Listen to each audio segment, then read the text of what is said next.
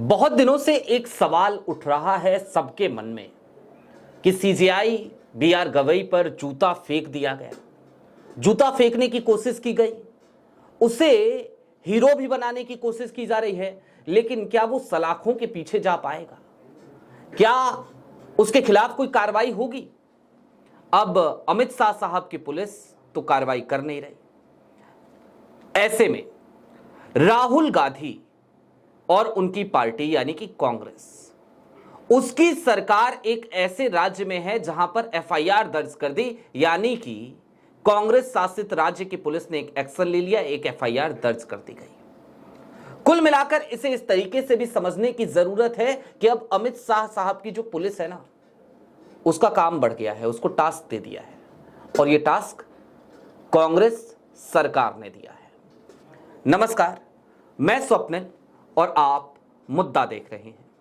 दोस्तों, आगे बढ़ें उससे पहले एक छोटी सी अपील है। मुद्दा इन दिनों एक गंभीर आर्थिक संकट से जूझ रहा है। एक तरफ हमारे मेन बैंक अकाउंट बीते कई महीनों से फ्रीज चल रहे हैं, तो दूसरी तरफ हमारे 28 साल पुराने चैनल को हमसे छीना जा चुका है। ऐसे में आपसे गुजारिश है कि यदि आप चाहें, यदि आप सक्षम हो, तो छोटी छोटी मदद मुद्दा की जरूर कीजिएगा। इसके लिए आप स्क्रीन पर दिख रहे क्यूआर कोड या फिर के नीचे दिख रहे यूपीआई नंबर का इस्तेमाल कर सकते हैं। अब आगे बढ़ते हैं।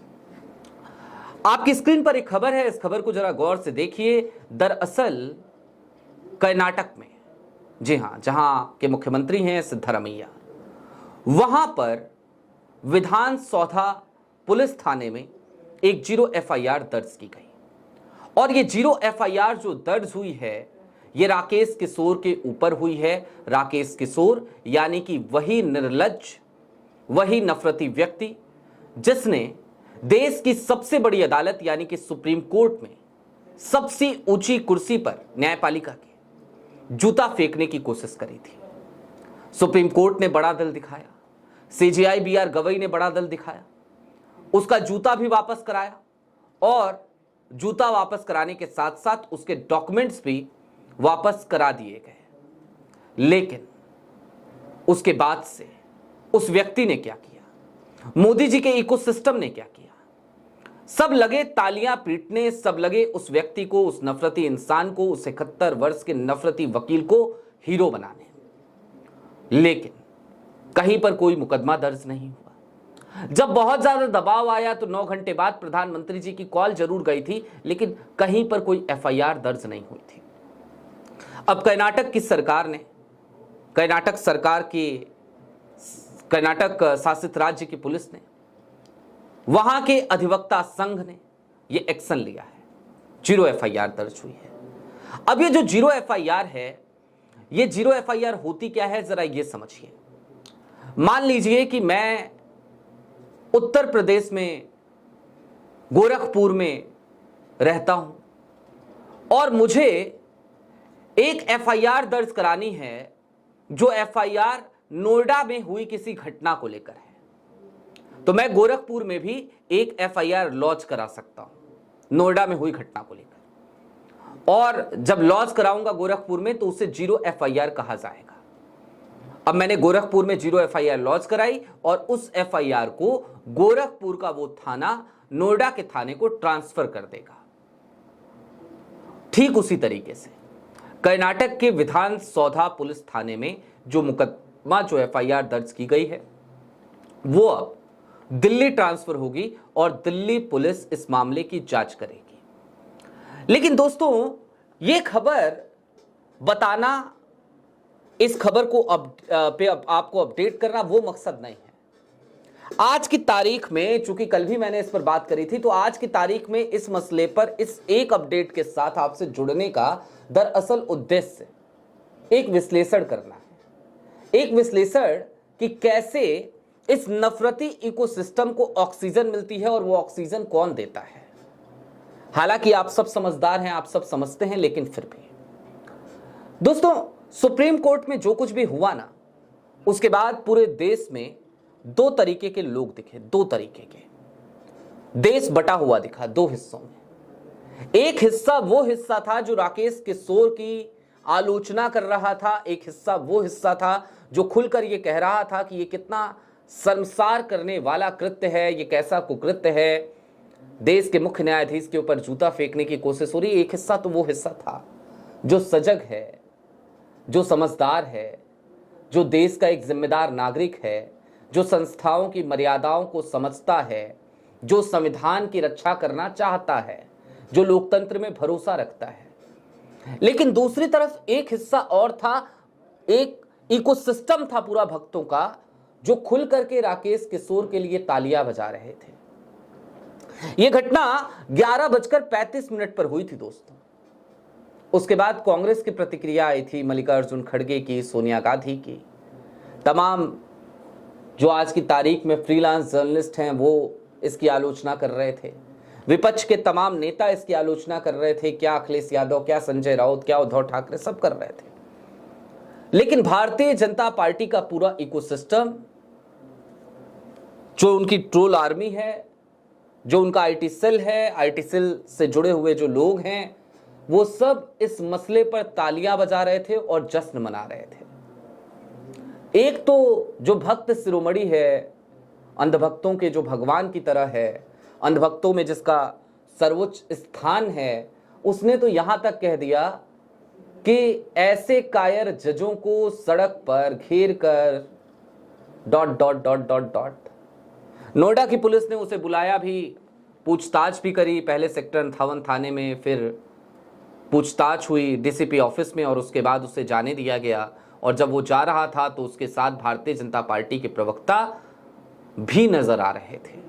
मैं नाम नहीं लूंगा, नाम लेकर बार बार क्यों एक ऐसे कुंठित बदतमीज आदमी को ज्यादा महत्व देना, मैं नहीं देना चाहता, लेकिन ये सब कुछ हुआ था। अब दोस्तों, आज की तारीख में और आज की तारीख तक ये जो राकेश किशोर है ना, ये खुद को हीरो ही समझ रहे हैं। वकालत में इन्होंने नाम कमाया हो या ना कमाया हो, लेकिन इन्होंने सारा नाम अब कमा लिया। इनके ट्विटर हैंडल पे जाइएगा तो इनका पूरा ट्विटर हैंडल आपको मोदी भक्ति से अटापटा मिलेगा। एक सवाल पूछते हुए नजर नहीं आएंगे मोदी सरकार से, एक सवाल नहीं। लेकिन जब से ये चीजें हुई उसके बाद से ये ट्विटर पे काफी एक्टिव हुए और लगातार खुद को हीरो बनाने लगे।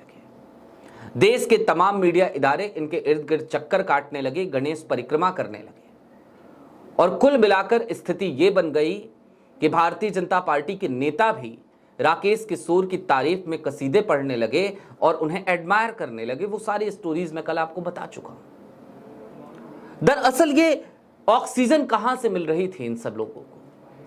सत्ता में आज की तारीख में एक ऐसा दल है जिसे इस बात पे भी कभी अफसोस शायद नहीं होता कि उसके सांसद ने यहां तक कह दिया था कि देश में गृह युद्ध भड़काने के लिए जिम्मेदार मुख्य न्यायाधीश हैं। सीजेआई पर सीधा हमला बातों से किया गया था। बातों से किया गया वो हमला हो या फिर कि जूते से हमला करने की ये नाकाम कोशिश, दोनों ही स्थितियों में भारतीय जनता पार्टी हमें शांत नजर आती है। प्रधानमंत्री नरेंद्र मोदी ने जो 9 घंटे बाद कॉल किया ना, वो कॉल भी ना करते यदि चारों तरफ से एक दबाव ना दिख रहा होता उन्हें। वो कॉल भी कहीं ना कहीं इसी बात की परिणति थी कि भक्तों ने तो बहुत जश्न मना लिया, लेकिन समाज का जो जागरूक वर्ग है वो लगातार हमसे सवाल पूछ रहा है, तो लिहाजा चलो एक काम करते हैं, घड़ियाली आंसू बहा लेते हैं, फोन की घंटी बजा देते हैं, 2 मिनट की गुफ्तगू कर लेते हैं, सीजेआई को ढाढ़स बधा देते हैं और कोरम पूरा कर लेते हैं। प्रधानमंत्री नरेंद्र मोदी ने यही किया था। अगर ये ना किया होता तो शाह साहब की पुलिस ने वो एक्शन लिया होता जो आज की तारीख में कांग्रेस की सरकार ने एक्शन लिया है। कांग्रेस की सरकार कर्नाटका की वो साधुवाद की पात्र तो है, वहां के वो सजग नागरिक, सजग अधिवक्ता साधुवाद के पात्र तो हैं, लेकिन सवाल ये है कि सुप्रीम कोर्ट को भी अपने इकबाल का ख्याल रखना चाहिए था। आज जस्टिस BR गवई का एक बयान भी सामने आया। उन्होंने कहा कि वो इस घटना के बाद से पूरी तरीके से स्तब्ध हैं। गवई साहब, स्तब्ध सिर्फ आप नहीं हैं, स्तब्ध देश का हर वो नागरिक है जो संविधान में भरोसा रखता है, जो सर्वोच्च न्यायालय का सम्मान करता है, जो आपको कॉन्स्टिट्यूशन का कस्टोडियन समझता है, वो हर शख्स आज की तारीख में, देश का हर जिम्मेदार नागरिक आज की तारीख में स्तब्ध है। लेकिन आपने जो बड़ा दिल दिखाया ना, उस बड़े दिल को दिखाने की जरूरत नहीं थी सर, नहीं थी। गांधीवाद नहीं चल सकता। गोडसे के भक्तों को गांधीवाद से समझाया नहीं जा सकता। आपने बड़ा दिल दिखाते हुए जरूर कह दिया कि कोई चार्जेस फ्रेम ना किए जाएं, लेकिन यकीन मानिए, गोडसे ने जब महात्मा गांधी की हत्या करी तो उसे माफ नहीं किया गया था, उसे फांसी की सजा सुनाई गई थी, क्योंकि उस वक्त भी ये बात समझ में आ गई थी कि दरअसल गोडसे के भक्त, नफरती लोग, हिंसा के पुजारी, वो दया के पात्र नहीं है।